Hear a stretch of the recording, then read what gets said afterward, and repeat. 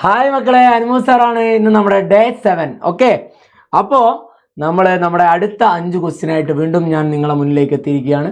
അപ്പോൾ ഇന്നത്തെ 5 ക്വസ്റ്റ്യൻ എന്ന് പറയുന്നത് നമ്മുടെ 5 ചാപ്റ്ററിലെയും പ്രധാനപ്പെട്ട ക്വസ്റ്റ്യൻസ്, അതായത് അധികവും പ്രൂഫ് ടൈപ്പ് ക്വസ്റ്റ്യൻസ് ആണ് നമ്മൾ എന്ത് ചെയ്യുന്നുള്ളത് ഇന്നത്തെ ക്ലാസ്സിൽ നമ്മൾ ഉൾപ്പെടുത്തിയിട്ടുള്ളത്. ഓക്കെ, അപ്പോൾ നമുക്ക് എന്ത് ചെയ്യാം, നമുക്ക് പെട്ടെന്ന് എന്ത് ചെയ്യാം, നമ്മുടെ ക്വസ്റ്റ്യനിലേക്ക് പോവാം. ഒന്നാമത്തെ ക്വസ്റ്റ്യൻ, ഡേ 7ലെ നമ്മുടെ ഫസ്റ്റ് ക്വസ്റ്റ്യൻ. എടാ, from the figure prove that tan 40 into tan 50 is equal to 1. ചിത്രത്തിൽ നിന്ന് tan 40 into tan 50 സമം 1 എന്ന് തെളിയിക്കാനാണ് പറയുന്നത്. 1 എന്ന് തെളിയിക്കാനാണ് പറയുന്നത്. ഓക്കെ, 1 എന്ന് തെളിയിക്കാൻ പറയുന്നു.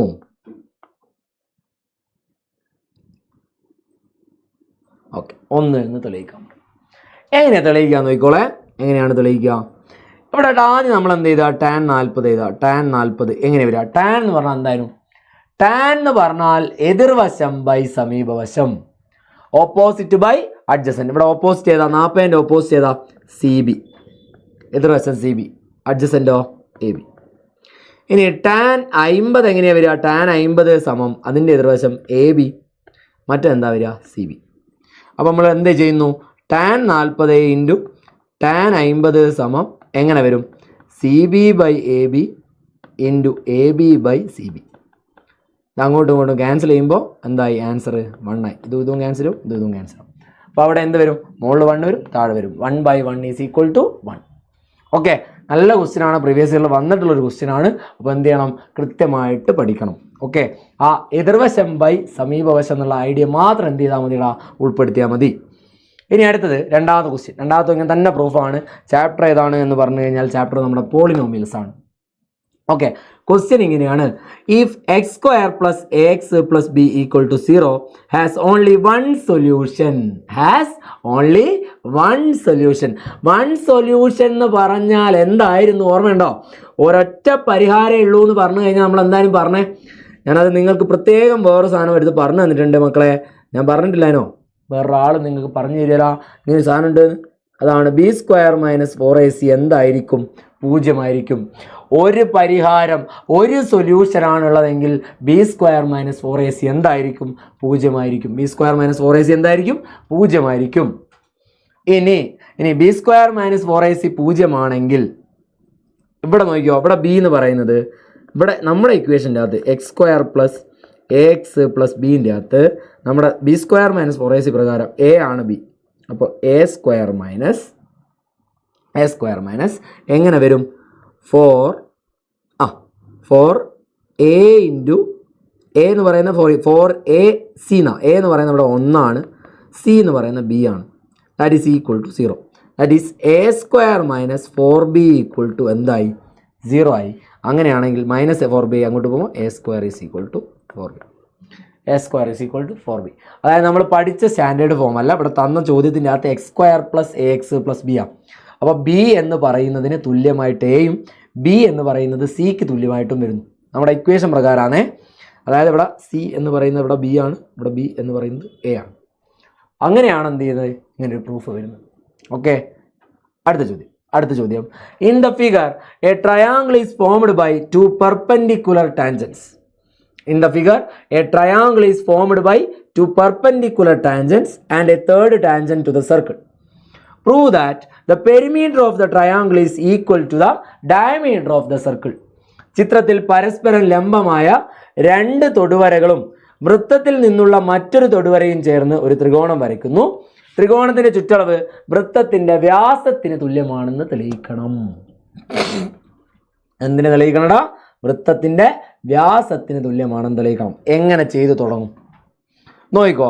എങ്ങനെയാണ് തുടങ്ങുന്നത് നോക്കിക്കോ. ഞാൻ ആദ്യം ഇതിൻ്റെ ചുറ്റളവ് ചെയ്യുന്നു, അതായത് പെരിമീറ്റർ ചെയ്യുന്നു. പെരിമീറ്റർ എങ്ങനെയാണ് വരിക? പെരിമീറ്റർ ഇടാ AP plus PQ plus AQ. AP plus PQ plus AQ എന്നുള്ളതാണ് എന്ത് AP plus PQ plus AQ എന്നുള്ളതാണ് പെരിമീറ്റർ ആണ്. പെരിമീറ്റർ അല്ലെങ്കിൽ ചുറ്റളവ്. ദാറ്റ് ഈസ് ഈക്വൽ ടു നോക്കിക്കോ, AP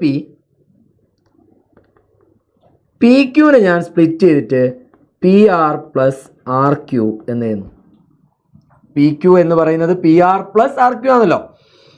പ്ലസ് എ ക്യു. ഇങ്ങനെ മാറി. ഓക്കെ, ഇനി പി ആറിന് പകരം നമുക്ക് എന്തെടുക്കാം?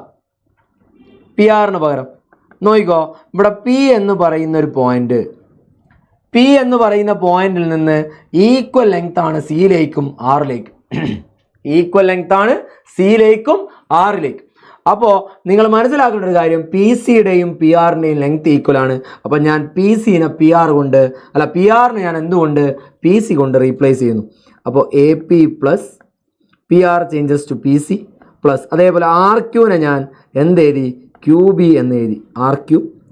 അതായത് ഇവിടെ മനസ്സിലാക്കേണ്ട ഒരു കാര്യം, P C equal to P R ആണ്, അതേപോലെ തന്നെ Q R equal to Q B ആണ്. അതായത് ക്യൂവിൽ നിന്ന് വരയ്ക്കുന്ന രണ്ട് ടാൻജൻസിൻ്റെയും ലെങ്ത് ഈക്വൽ ആണ്, അതേപോലെ പിയിൽ നിന്ന് വരയ്ക്കുന്ന രണ്ട് ടാൻജൻസിൻ്റെയും ലെങ്ത് എന്താണ്? ഈക്വൽ ആണ്, പ്ലസ് എ ക്യൂ. ഇനി നോക്കടാ, ഇനി നോക്ക്, ഈ A P plus P C, A P plus P C എന്ന് പറഞ്ഞാൽ നമുക്ക് എ സിന്ന് എടുക്കാമല്ലോ, എ സിന്ന് എടുക്കാം. അതേപോലെ Q B plus A Q എന്നുള്ളത്, Q B plus A Q എന്നുള്ളത് നമുക്ക് എന്തെടുക്കാം? എ ബി എന്നെടുക്കാം. അപ്പോൾ ഇവിടെ ഇപ്പോൾ ഈ രണ്ടെണ്ണത്തിൻ്റെ തത്വമായി, എ സിൻ്റെ എ ബിൻ്റെ. ഇനിയിപ്പോൾ നോക്കേണ്ട കാര്യം ഇതാ നോക്ക്, ഇവിടെ എ ബിക്ക് ഈക്വലാണ് സി ഒ, അപ്പോൾ എ ബിക്ക് ഈക്വലാണ് സി ഒ, അതേപോലെ എ സിക്ക് ഈക്വലാണ് ഒ ബി, അതൊരു സ്ക്വയർ ആണ്. അങ്ങനെ വരുമ്പോൾ എ സിക്ക് പകരം ഞാൻ എന്ത് എഴുതി? ഒ ബി എന്നും, അതേപോലെ തന്നെ മറ്റേത് ഞാൻ എന്ത് എഴുതി? ഒ സി എന്ന് എഴുതി. അപ്പോൾ O B plus O C എന്ന് പറഞ്ഞാൽ രണ്ടും ആരാണ്?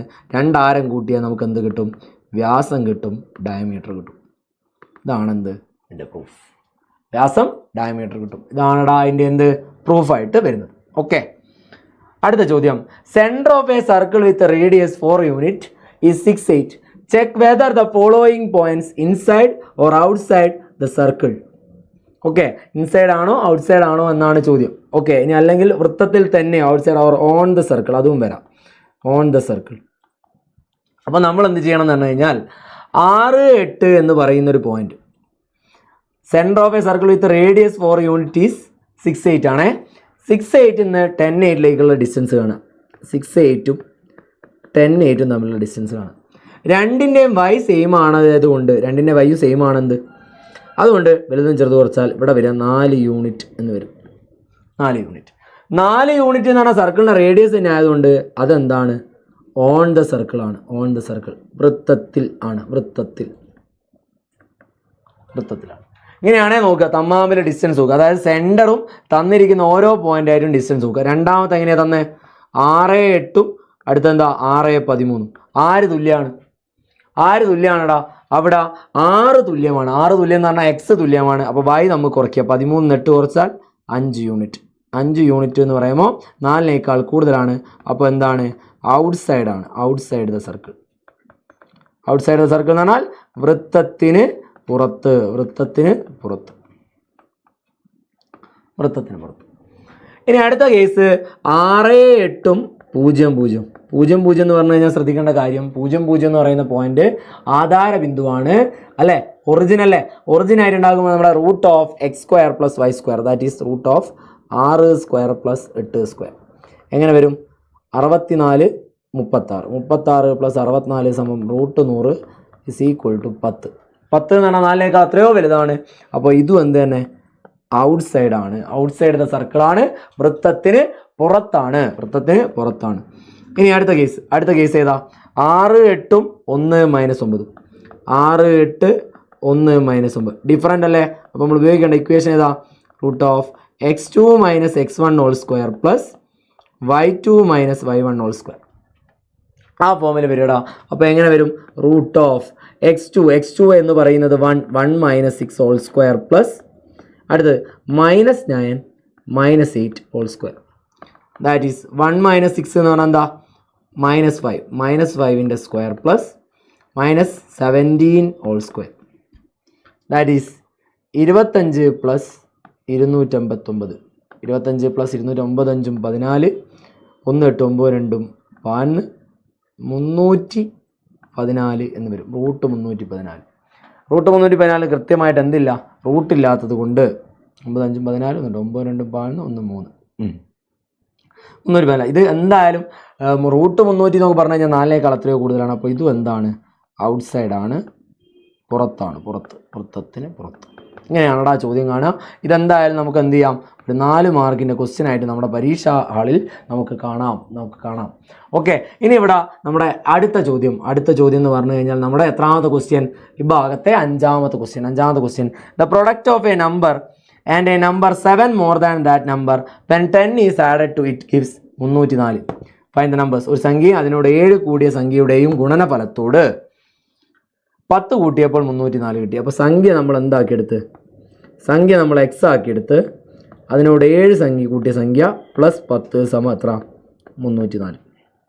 That is x square plus 7x plus 10 is equal to 304. Okay, ഇതിനെ ഇങ്ങോട്ട് എടുക്കുമ്പോൾ x square plus 7x plus 10 minus 304 സമം എന്താവും, 0. ഓക്കെ, അങ്ങനെയാണെങ്കിൽ X square plus 7x 10 minus 304 എന്നാണ് എത്രയാ, 200 മൈനസ്